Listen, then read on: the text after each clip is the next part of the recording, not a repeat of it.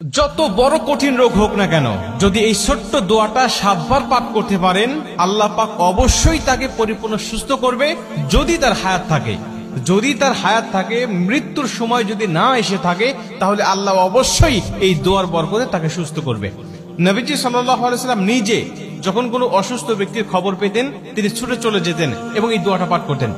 তিরমিজি শরীফের বর্ণনা আসছে, আব্দুল্লাহ ইবনে আব্বাস রাদিয়াল্লাহু তাআলা হাদিসটা বর্ণনা করেছেন। তিনি বলেন যে রাসূল সাল্লাল্লাহু আলাইহি ওয়াসাল্লাম এক অসুস্থ ব্যক্তির কাছে গেলেন এবং গিয়ে তার শিয়রে বসলেন, একেবারে তার পাশে বসলেন এবং মাথায় হাত দিয়ে তিনি ছোট্ট দোয়াটা পাঠ করলেন। এবং নবীজি আমাদেরকে উদ্দেশ্য করে ডাক দেয়া বলেন, শোনো, এই দোয়াটা যদি কোনো ব্যক্তির কাছে গিয়ে, যদি কোনো মুমূর্ষু ব্যক্তির কাছে গিয়ে, যদি কোনো অসুস্থ ব্যক্তির কাছে গিয়ে এই দোয়াটা তোমরা পাঠ করতে পারো, আর আল্লাহ যদি ওই সময় তার মৃত্যু না লিখে থাকে, তাহলে অবশ্যই আল্লাহ পাক এই দোয়ার বরকতে তাকে সুস্থ করবে, তাকে শেফায়ে আজেলা কামেলা দান করবে।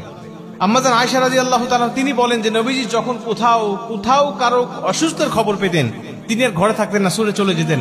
সে মুসলিম নাকি অন্য ধর্মের লোক, এটা তিনি দেখতেন না। নবীজি সেখানে গিয়ে, তার কাছে গিয়ে নবী সাল্লাল্লাহু আলাইহি ওয়াসাল্লাম তার খোঁজ খবর নিতেন এবং তিনি মুসলিম হলে তার কাছে গিয়ে নবীজি সাল্লাল্লাহু আলাইহি ওয়াসাল্লাম এই দোয়াগুলো পাঠ করতেন এবং আল্লাহ পাক তাকে সুস্থ করে দিতেন। এই দোয়াটা পাঠ করার বরকতে আল্লাহ পাক তাকে সুস্থ করে দিতেন। দোয়াটি হলো ছোট্ট দোয়া, আসআলুল্লাহাল আযীম রব্বাল আরশিল আযীম আইয়াশফিয়াক। এই ছোট্ট দোয়া, আসআলুল্লাহাল আযীম রব্বাল আরশিল আযীম আইয়াশফিয়াক, এই ছোট্ট দোয়াটা আপনারা মুখস্থ করে নেবেন। প্রয়োজনে যারা ইউটিউবে ফেসবুকে দেখবেন, তারা আপনারা বারবার এটা শুনে অথবা নিজের টাইম লাইনে শেয়ার করে এটা বারবার শুনবেন এবং এটা মুখস্থ করে রাখবেন এবং অন্য মানুষগুলোকে শোনার সুযোগ করে দিবেন। এই ছোট্ট দোয়াটা আপনি যে কোনো মুমূর্ষু ব্যক্তির কাছে গিয়ে আপনি দোয়াটা পাঠ করবেন। অথবা অনেক মানুষ কিন্তু আমাদের কাছে দোয়া চায় যে আমি অসুস্থ আছি, একটু আমার জন্য দোয়া করেন। তখন আপনি দোয়াটা পাঠ করতে পারেন, আসআলুল্লাহাল আযীম রব্বাল আরশিল আযীম আইয়াশফিয়াক। এই ছোট্ট দোয়ার বরকতে আল্লাহ তাকেও সুস্থ করবে এবং আপনি যে রোগীর খোঁজ খবর নিতে গেলেন, এর বিনিময়ে আল্লাহ পাক আপনার জন্য কিছু ফেরেশতা নিযুক্ত করে দিবে, শুধু আপনার মাগফিরাত কামনা করার জন্য। মুসলমান ভাইরা আমার, নবীজি সাল্লাল্লাহু আলাইহি ওয়াসাল্লাম বলেন, যখন কোনো ব্যক্তি মুমূর্ষু ব্যক্তির খোঁজ খবর নেওয়ার জন্য যায়, যদি সকালবেলা যায়, আল্লাহ পাক তার জন্য একদল ফেরেশতা নিযুক্ত করে রেখে দেয়।